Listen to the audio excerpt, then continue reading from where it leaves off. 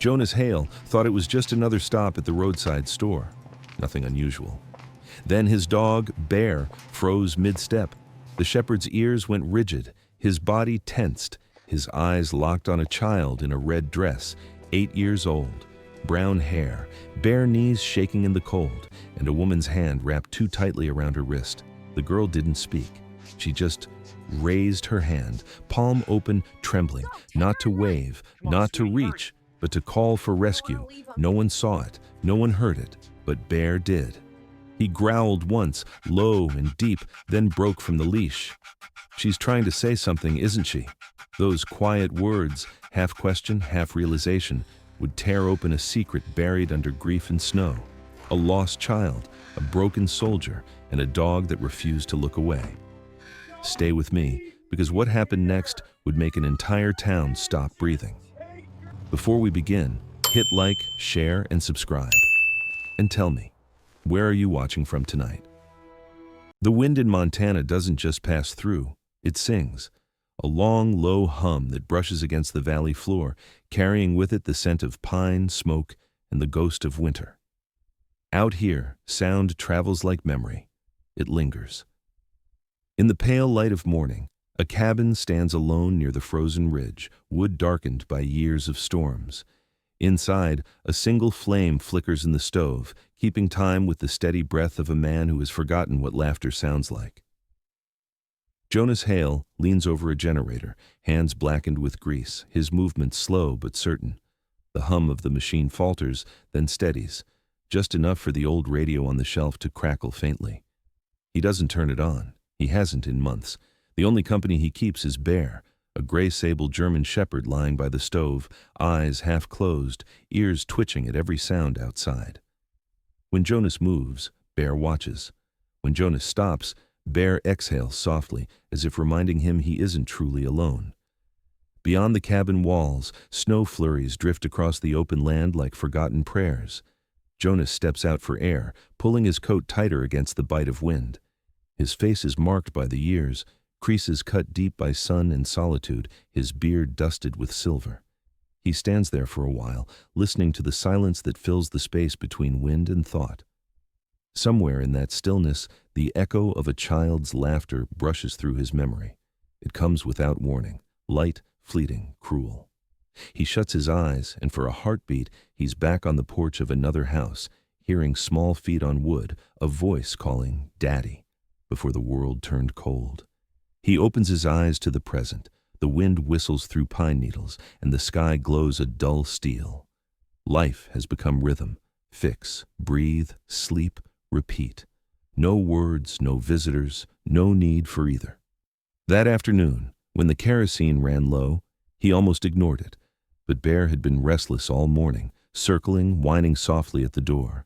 Jonas sighed, rubbed the dog's neck, and muttered, "All right, boy, town it is." The truck groaned awake after a stubborn cough of the engine. Snowmelt ran down the windshield in pale rivulets, catching the dim reflection of a man who looked both older and younger than his years, weathered by loss, preserved by duty. The road into town stretched for miles through empty pastures, each fence post like a metronome ticking away time. Bear sat in the passenger seat, nose pressed to the cold glass, watching the horizon as though he could sense something waiting. By the time they reached the small grocery store in Buckhaven, the light had softened into that colorless hue between day and dusk. The bell above the door chimed when Jonas entered, the sound startlingly bright against the quiet of his routine. Fluorescent lights buzzed overhead, faintly flickering in the corners. The place smelled of oranges, detergent, and wet wool. A heater somewhere hummed unevenly. A young mother laughed near the produce section, her child dropping apples and giggling as they rolled away. Jonas moved down the aisle, heavy boots leaving traces of melted snow on the tile. Bear followed close, his nails clicking rhythmically. Jonas kept to himself, picked up the kerosene, a pack of coffee filters, a few cans of soup. He nodded once to the cashier, a teenager with a pink streak in her hair who didn't look up from her phone. Everything ordinary, everything the same. Until Bear stopped. It wasn't the usual pause of curiosity or scent. His body went rigid, ears raised, tail stiff, breath held. Jonas turned halfway, confused. "Bear," he whispered, but the dog didn't move. His eyes had locked on something between the aisles. Jonas followed the line of his gaze. There, beneath the buzz of cheap lighting, stood a little girl. 8, maybe 9, brown hair cut to her chin, wearing a red dress that seemed too thin for the cold. Her shoes were scuffed, her knees bare, her fingers curled slightly against her side. She wasn't crying. She wasn't moving, just standing there beside a woman who held her wrist, not gently, not cruelly, but with a grip that said, "Don't run." The woman was in her 40s, with sharp features and tired eyes that darted more than they looked. Her coat hung loosely around her, one button missing near the collar. She looked like someone holding herself together with sheer will. Jonas might have turned away, might have thought nothing of it, if not for what the girl did next. Slowly, almost uncertainly, she lifted her free hand, palm open, trembling. The light above her flickered, throwing soft shadows across her small face. She didn't wave, she didn't reach, she simply held it there, suspended between fear and hope, as if sending a signal only the right heart could see. Bear made a sound Jonas hadn't heard in years, a low growl, deep and alive, like the echo of something old waking up. The woman glanced back sharply, eyes narrowing.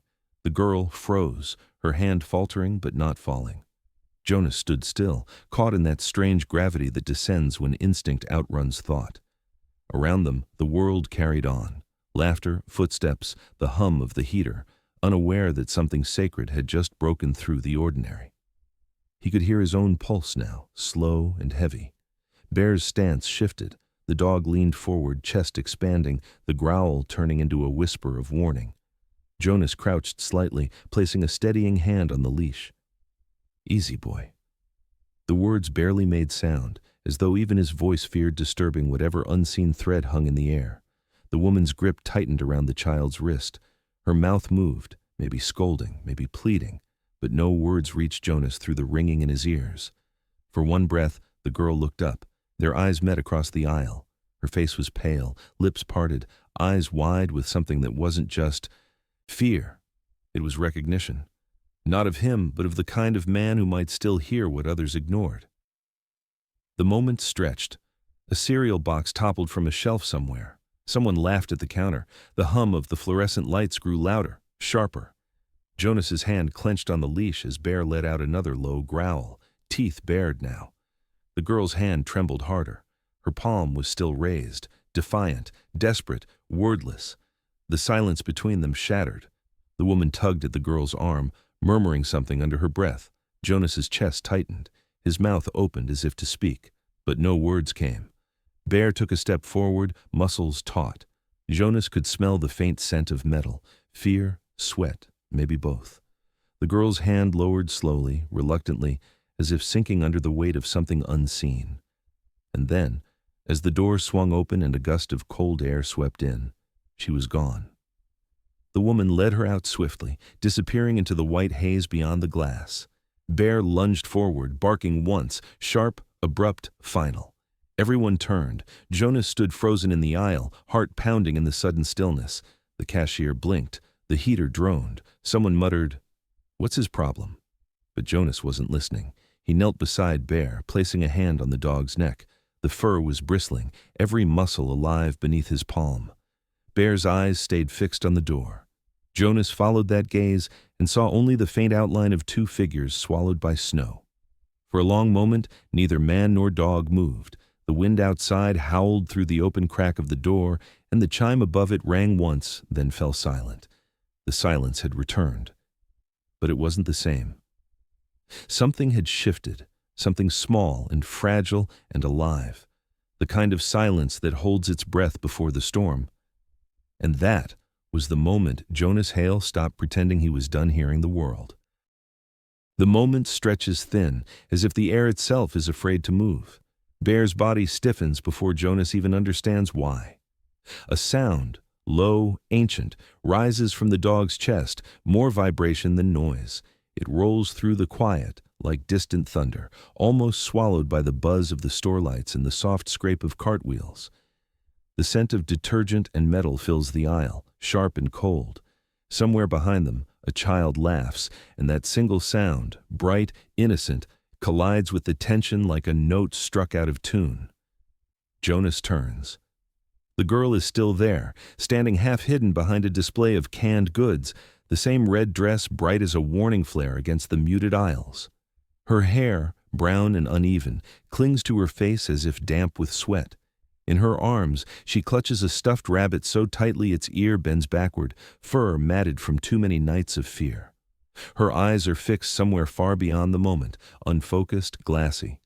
But when Bear growls again, she flinches. The motion is small, almost imperceptible, but Jonas sees it. Beside her stands the woman, mid-40s perhaps, thin shoulders held too straight, posture rehearsed like someone performing calm. Evelyn Ward. The name comes to Jonas later, but even now, before he knows who she is, he recognizes the type, the forced composure, the smile too careful to be real. Her coat is beige, frayed at the sleeves, her lips painted the color of old wine. When she senses his gaze, her mouth stretches upward in what could be a greeting, but the muscles around her eyes never move. It's the kind of smile that hides something. Jonas doesn't move. The hum of the freezer units pulses behind him, rhythmic and steady, like a second heartbeat. He feels the leash in his hand tighten, Bear's body leaning forward, weight pressing into the line. Jonas lowers his voice, almost a breath. Easy, boy. But Bear doesn't ease. The growl deepens, steady, certain, protective. Jonas's fingers tighten around the leather, and for a moment he can feel Bear's pulse through it, hot and insistent, like the current of something primal waking up. The girl's hand rises again, palm open, trembling slightly in the artificial light. It's not random, not a twitch. Jonas knows this gesture. He's seen it before, years ago, printed on a safety poster at the firehouse near his cabin. If you can't speak, use your hand. A silent call for help, a message for those who still remember to look. And suddenly, every sound around him, the laughter, the coins clinking, the sliding doors opening and closing, feels cruel in its indifference. No one else notices. The cashier leans back in her chair, scrolling through her phone. A man in a brown jacket argues quietly with the clerk about coupons. Somewhere near the dairy section, a bottle of milk slips and shatters. The world moves on, blind to the one signal pulsing quietly in its center. Jonas's breath catches. His chest feels too tight, as if the air itself refuses to fill his lungs. Evelyn's smile wavers. Her hand on the girl's wrist tightens, just enough to leave a mark later. She leans down, whispering something close to the child's ear. The girl doesn't respond, but the stuffed rabbit in her hands trembles. Jonas takes a half step forward. Bear's growl vibrates against the tile, low and electric. Evelyn's head snaps up, eyes sharp, and for the first time their gazes meet. Her expression shifts, not fear, not guilt, something closer to recognition, as if she's seen this exact moment play out before and knows how it ends. The fluorescent light above flickers once, twice before steadying. Jonas's hand tightens around the leash, the smell of cold air and static filling the space. Bear's ears are pointed forward, his stance rigid, eyes locked not on the woman, but on the girl's trembling hand. Jonas follows the line of that gaze again and feels something twist in his chest, a memory, a shape, an echo. His daughter's small fingers once looked like that too, raised in the light before she disappeared into a world that didn't care enough to stop. Stay calm, boy. The words come out rough, fragile, almost prayer-like. But the command is useless. Bear's growl shifts to a steady rumble, deeper now, certain as instinct. Evelyn takes one cautious step back, pulling the child closer. The girl's rabbit falls to the floor, landing face down in the puddle left by melting snow from Jonas's boots. For a second, the entire aisle feels like a photograph, frozen in time. Between their breaths, something unspoken moves through the air. Jonas doesn't hear it, but Bear does. Fear has a scent, and it's sharp now, metallic, sour, laced with desperation. Bear's nose twitches, his chest expands, his body trembling under the pressure of control. He doesn't bark. He waits, muscles coiled like wire. Jonas senses it too, not as a smell, but as a memory pressing against the edges of thought. Evelyn's voice finally breaks the silence, thin but precise. "Beautiful dog," she says, her tone flat, almost mechanical. Jonas nods once, though he doesn't look at her. Her words feel rehearsed, something people say to reset a moment that's slipping away.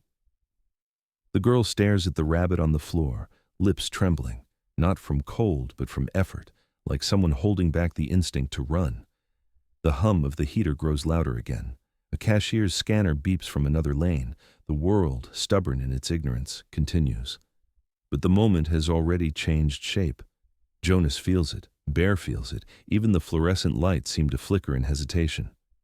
The line between ordinary and something else, something darker, has already been crossed. Evelyn's eyes shift toward the exit. Her fingers press against the child's arm, guiding her slowly backward. Jonas can almost see the decision forming in her face, whether to run, to speak, or to pretend nothing is wrong. Bear takes a step forward, claws scraping lightly against the tile. Evelyn stops moving. The girl's breathing quickens, shallow and uneven. Jonas feels the leash tremble in his hand. He could speak. He could ask if everything's all right. But the words won't come. And deep down, he knows that if he does, everything will break too soon. So he waits. The seconds stretch longer. Bear's growl fades into silence, but his stare doesn't. Jonas looks down and sees the reflection of the fluorescent lights in Bear's amber eyes, a single trembling hand mirrored there, small and desperate. Then Evelyn forces another smile. "Come on, sweetheart," she says too brightly. "We should go." The sound rings hollow, like a spoon against an empty glass. Jonas doesn't move. Bear doesn't either. The leash between them feels less like restraint and more like a tether, something invisible holding the world together for just another breath. The girl hesitates, glancing back once. Her eyes meet Jonas's again. There's no plea this time, just recognition. A silent exchange that cuts deeper than words. She bends, picks up her stuffed rabbit, and presses it to her chest. The woman guides her toward the checkout. The bell above the exit door jingles once, soft and metallic. The air left behind feels different, thinner, colder. Jonas exhales slowly, his breath clouding faintly in the stale grocery air. Bear sits but doesn't relax, eyes fixed on the door until it closes completely. For a long moment, the store hums with normal life again. Conversations, laughter, the ordinary chaos of nothing special happening. But Jonas can still feel it, the trembling palm, the unspoken message. Somewhere inside that gesture, a story had started to form, one that refused to stay buried under silence. He reaches down, brushing his hand over Bear's back. The fur is bristled, warm under his palm, alive with warning. The dog's ears remain high, his body taut, gaze unbroken. Jonas swallows hard, his throat dry. There's a bitter taste in the back of his mouth, half instinct, half memory. Whatever that girl had tried to say without words, Bear had already heard it. And deep down, Jonas knows, silence like that doesn't fade. It follows you home. The sound that follows is almost nothing. A soft exhale, a thread of breath, yet it carries a weight that turns the air brittle. Evelyn Ward's hand tightens around the girl's wrist. Her knuckles blanch, her jaw clenches, but it's the tremor that betrays her, the faint involuntary shake of someone holding together what is already cracked inside. Jonas sees it. It's not the trembling of guilt, but of grief, and something in that recognition cuts through him like cold air through glass. Bear's ears flick. Even he can feel the pulse of it, the uneasy rhythm between fear and sorrow, one trembling hand caught in another. The store has gone strangely quiet. The low drone of the freezers hums beneath it all, a kind of mechanical heartbeat that keeps time with the girl's pulse.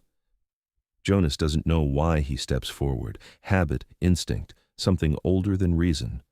His voice, when it comes, is calm, measured, the kind that once belonged to a man who knew how to de-escalate panic. "Ma'am," he says quietly, "is everything all right?" The words hang there, thin and fragile, like a wire stretched between two storms. Evelyn's head turns. Her eyes, green-gray under the harsh light, narrow. "We're fine," she answers, too quickly, the syllables clipped and sharp, leaving no room for belief. Her smile follows, late and wrong, tugging upward only at one corner. Jonas feels the temperature in the room drop. Bear's tail stiffens, the muscles in his shoulders ripple. Somewhere in the back, someone laughs, an ordinary sound that feels obscene in its timing. Then it happens, sudden, loud, irreversible. Bear barks. The sound shatters the aisle, echoes off the glass doors, and everyone turns. A child squeals, a can rolls, the cashier drops her phone. Jonas jerks the leash, but Bear holds ground, teeth bared, fur standing like bristles along his spine. The sound is not of aggression, but of alarm. Raw, instinctive, pure. Evelyn flinches. The girl gasps. The rabbit slips again from her hands. Jonas sees it then. The underside of her wrist, raw and red, where small fingers have been trapped too long in another's grasp.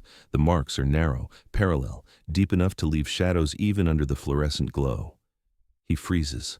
Something inside him, dormant and dust-covered, surges awake. For a moment, he's no longer standing in a grocery store. He's back years ago, under another roof, watching a different small hand reach for him too late. The girl's lips part. The sound that comes out isn't a cry or even a word. It's closer to breath-finding courage. Then, almost imperceptibly, she whispers, "Please, don't let her take me." The world stops. Not for long. Just a heartbeat. Just long enough for everything to change. Jonas feels it first in his chest, a sudden jolt that sets his pulse hammering against his ribs. His body moves before his mind can catch up. Bear lunges, muscles coiling in an instant. The leash, slipping through Jonas's grip. The bark that follows is deep, protective, full of fury. Evelyn staggers backward, dragging the child behind her. For a split second, Jonas sees the truth flicker across her face. Fear, yes, but not the kind born of exposure. It's older than that. A mother's fear.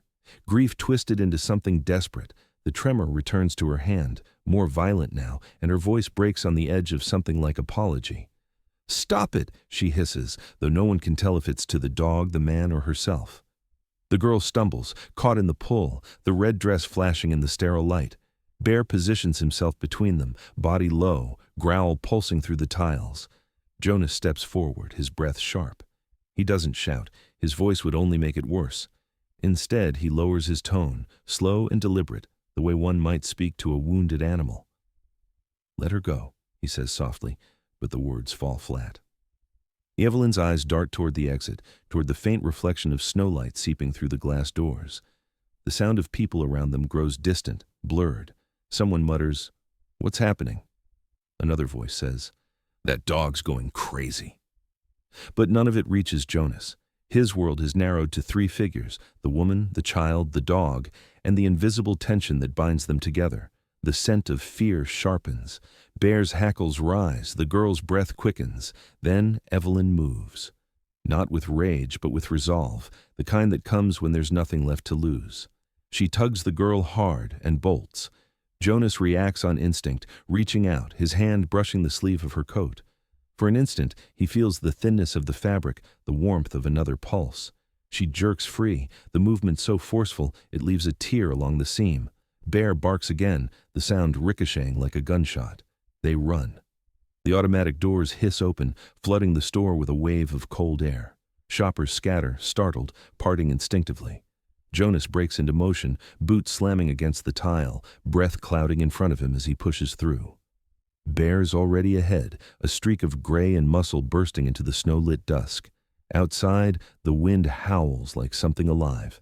The parking lot glows under the sodium lights, each flake of snow catching orange before vanishing into shadow.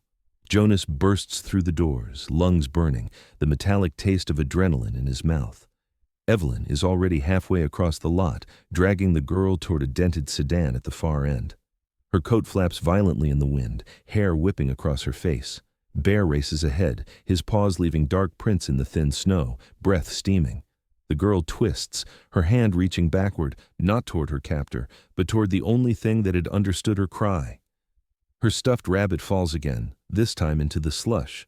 Jonas hears the small thud as it hits the ground, absurdly loud in the night.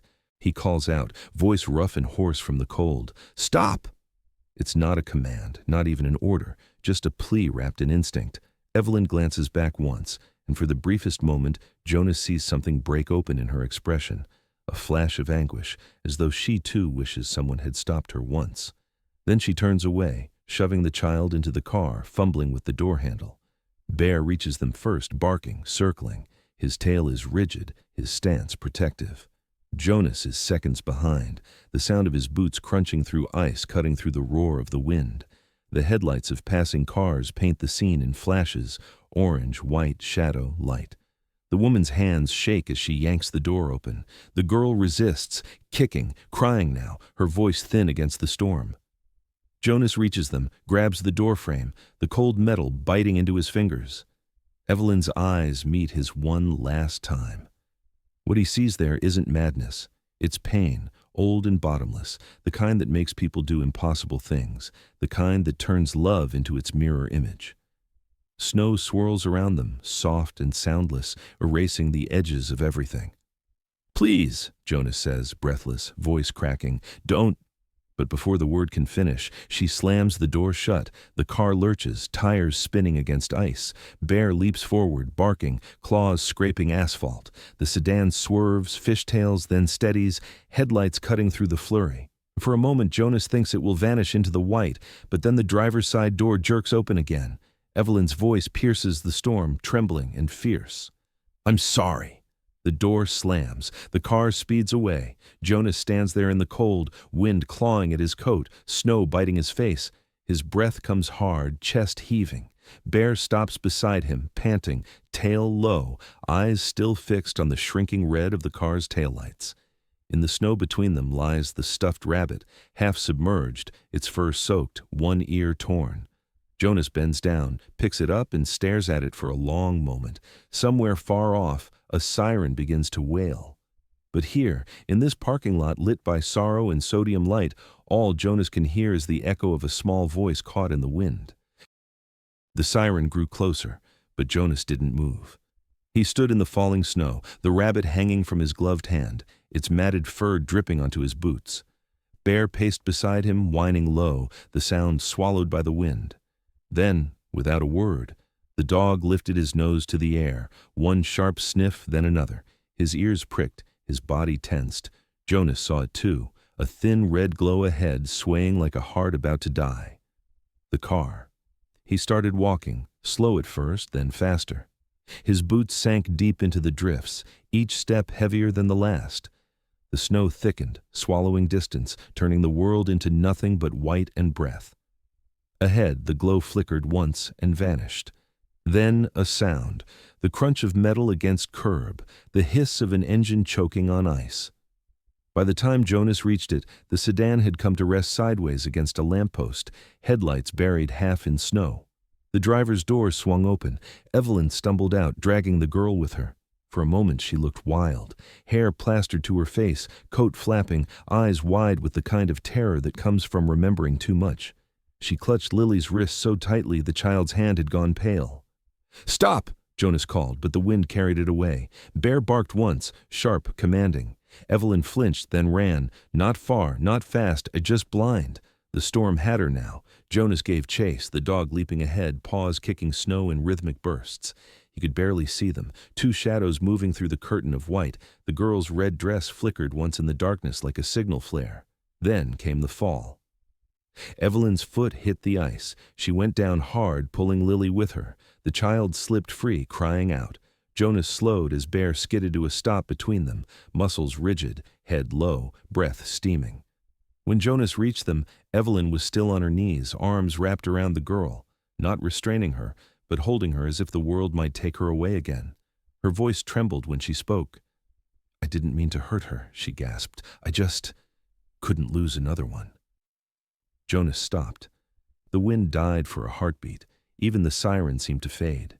He saw her face then, streaked with frozen tears, lips cracked, eyes hollowed by something older than madness. Not cruelty, grief, the kind that corrodes quietly until what's left doesn't know how to let go. Lily had crawled backward into Bear's flank, small hands sinking into his fur. The dog didn't move. He stood guard, eyes locked on the woman, tail stiff but steady. Jonas took a step forward, his breath a plume of frost. "It's over," he said softly. Evelyn looked up, snow caught in her lashes, her mouth trembling. "You don't understand," she whispered. "They took my little girl last year. She was her age. The system lost her, just lost her." Her voice cracked on the last word. "I thought if I saved this one, maybe I could fix it." The storm wailed again, but quieter now, as if ashamed. Jonas's throat burned. He thought of his own daughter, the laughter fading over time like a photograph left too long in the sun. Loss had carved the same hollow in them both. He stepped closer, slow, careful. "You can stop running," he murmured. "It's all right." Evelyn stared at him, torn between surrender and fear. Behind her, red and blue lights began to shimmer through the snow. For the first time, she didn't flinch. She just bowed her head and whispered, "I thought I was saving her from the world that forgot mine." Jonas knelt beside the girl, resting a hand on her shoulder. Bear leaned closer, pressing his muzzle into Lily's palm. The child's small fingers curled around him, the same hand that had once risen in silent plea. And there, between the storm and the sirens, everything fell still. The world, for once, listened. The sirens reached the lot first, their voices long and hollow, echoing through the storm like a choir without mercy. Red and blue light bled into the falling snow, turning every flake into a shard of trembling color. Deputies moved quickly, boots crunching, flashlights carving through the white. The storm swallowed their shouts, muffled their commands, but still, the scene unfolded with quiet order. Men trained to find answers in chaos. The air smelled of salt, metal, and cold rain. Jonas stepped back as they approached, hands raised slightly, not in defense, but in surrender to the moment. He was no longer part of the chase. He had become its witness. Bear stayed close, unmoving except for the rise and fall of his chest, the steam from his breath ghosting upward. The girl clung to his fur, half hidden behind him, her red dress now dulled by melting snow. The deputy's beams cut across the scene, one landing on Evelyn, still kneeling in the snow. Her head bowed, her hands limp, the storm gathering around her like a veil. They called her name once, twice. She didn't move. Only when they touched her shoulder did she lift her face. There was no defiance there, no anger, just the hollow fatigue of someone who has finally stopped running from herself. One deputy, a tall man with a pale scar across his cheek, helped her to her feet. The cuffs clicked softly, a sound small enough to break a heart. The metal gleamed under the stormlight, as if marking the end of something larger than guilt. As one of the deputies checked her coat, something slipped from the pocket, a photograph, water-stained and creased from years of being held. It fluttered to the ground, landing face up on the snow. The beam of a flashlight caught it, a young girl, maybe 8, smiling with the same brown hair and the same soft eyes as Lily. The same child, down to the tilt of her chin and the small dimple in her left cheek. Only this one was gone. "Dead for years," one deputy whispered, reading the note scrawled faintly on the back. "Foster home, 2017.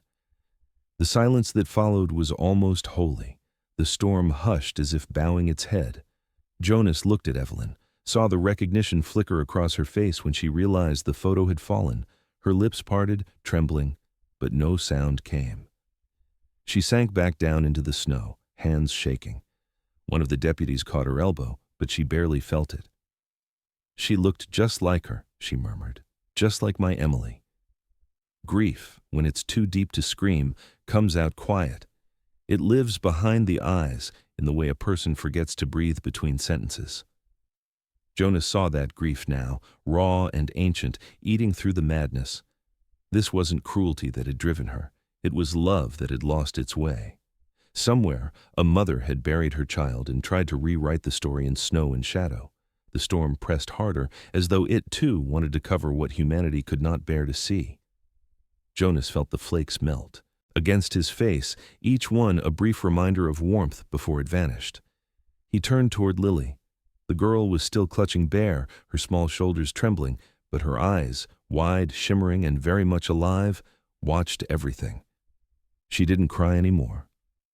Children, when they've survived enough, learn the silence of survival. Jonas knelt beside her, his knees sinking into the snow.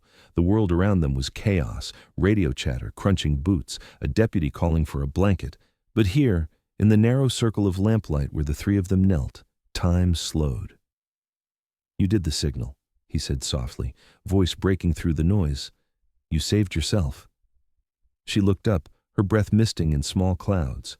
For a moment her lips trembled as if she were deciding whether to speak. Then she shook her head, her voice small but certain. "No," she whispered. "He saw me first."